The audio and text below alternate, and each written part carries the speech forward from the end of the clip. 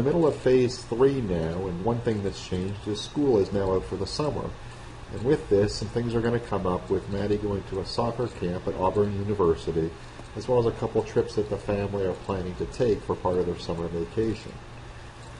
So after they're gone for a while, she comes back in and we do a little checkup. We start with a little warm-up, and we're going to go with the agility ladder. You can see here her going with 2 feet in. She's got a very good cadence as she goes through. She's very comfortable doing this. And you can see that when we zoom in on her feet, she's got a very even step length and she's on the balls of her foot. Again, these are skills she's familiar with. We're not surprised that she's doing well. The challenge that we have during this time is the fact that they may be away for a couple weeks, come back into town for a couple days, and then be gone for another 7 to 10 days before we're able to see her again.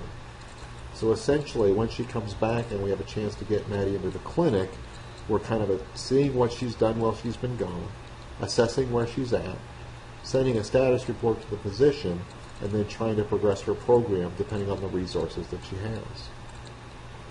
This is a little bit of a challenge because we know there's going to be some limitations to what she's going to be accessible to and the amount of time that she's going to have to do things like weight training to keep up her strength base. So when she does come back in for the next visit, we'll have to see how this is going to impact our ability to progress her functional activities.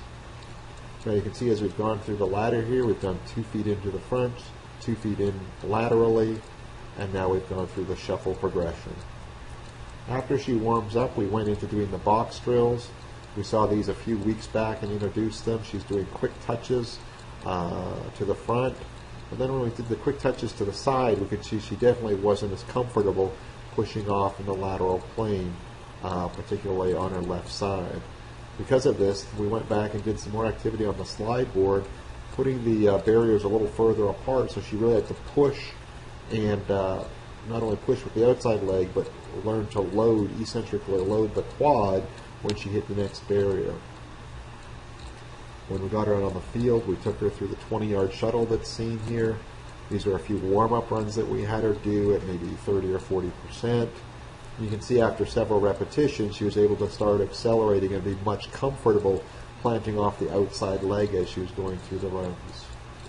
We also progressed the bounding activities like you see here, bringing the cones a little further apart and adding a little bit more of a jumping motion and a loading motion to this. You see actually the deficit is in her ankle more than her knee, with having some ankle looseness from previous injuries.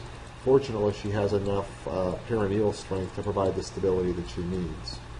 The last thing that we added that was a little bit new was some form running here. You see her going forward, driving the arms and driving the upper body. Once she takes up the slack, she actually begins pulling me along, and then once she stops, the tension will actually slingshot me forward. Now we did this both forward running and back pedaling, and at the end of the session, I'm not sure who got the better workout for quads, glutes, and hamstrings. Overall, Maddie's progressing well, and we just have to accept the fact she's going to have a limited ability to do weight training over the next couple weeks, and we are only going to be able to see her sporadically. And